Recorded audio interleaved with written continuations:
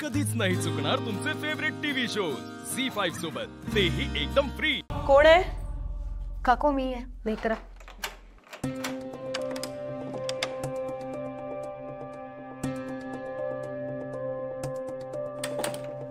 तुला असं वाटलं होतं ना की तू नेत्राला ज्यूस नेऊन दिलंस?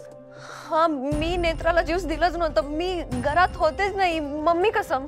हो माहितीये मला, ते ज्यूस तू दिलं नव्हतंस, ते ज्यूस तुझ्या प्रतिबिंबाने नेऊन दिलं होतं। असंच माझ्या बाबतीतही घडलंय। म्हणजे हिला असं वाटतं की मी तिच्याशी नीट बोलले नाही, पण खरं तर मी तिला भेटलेच नव्हते, बरोबर ना?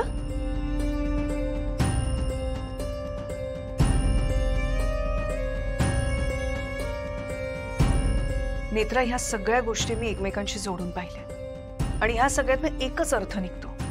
विरोचकाने त्याची ही शक्ती केतकी, फाल्गुनी आणि शेखरवर वापरली।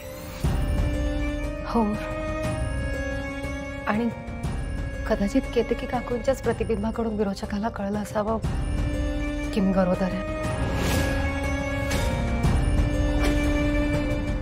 अरे देवा, आता मला तर काहीच कळत नाहीये। म्हणजे निदान आपण सगळे तरी खरे आहोत ना? म्हणजे आपल्यापैकी कोणी प्रतिबिंब नाहीये ना?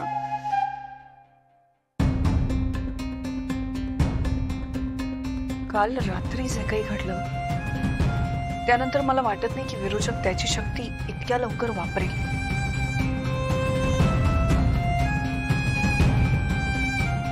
नेत्रा, मी सांगितलं होतं ना, मी ज्यूस नाही दिलं होतं नेत्राला। मी सगळ्यांना जोर जोरात सांगत होते, कोणीच माझ्यावर विश्वास ठेवला नाही। हो ताई, ताई खरंच खरंच सॉरी।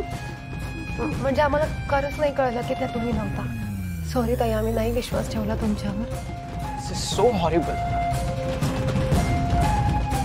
हा विरोचक काहीही करू शकतो आता।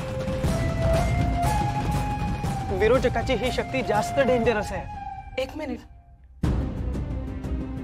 नेत्रा, तुला फाल्गुनीच्या प्रतिबिंबाने जी ज्यूस आणून दिलंय ते विरोचकाने तयार केलं होतं। तुझ्या लक्षात येतंय का, तू घेतलेलं ज्यूस विरोचकाने तयार केलंय।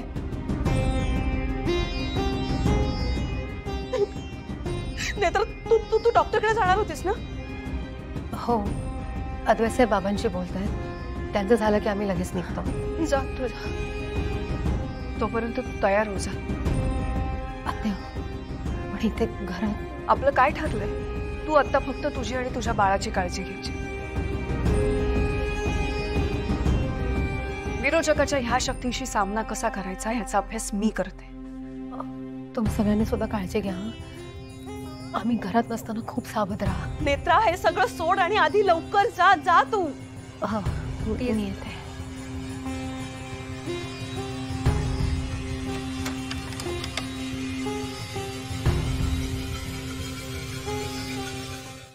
झी5 ॲप डाउनलोड करा आणि पहा सर्व एपिसोड्स एकदम फ्री।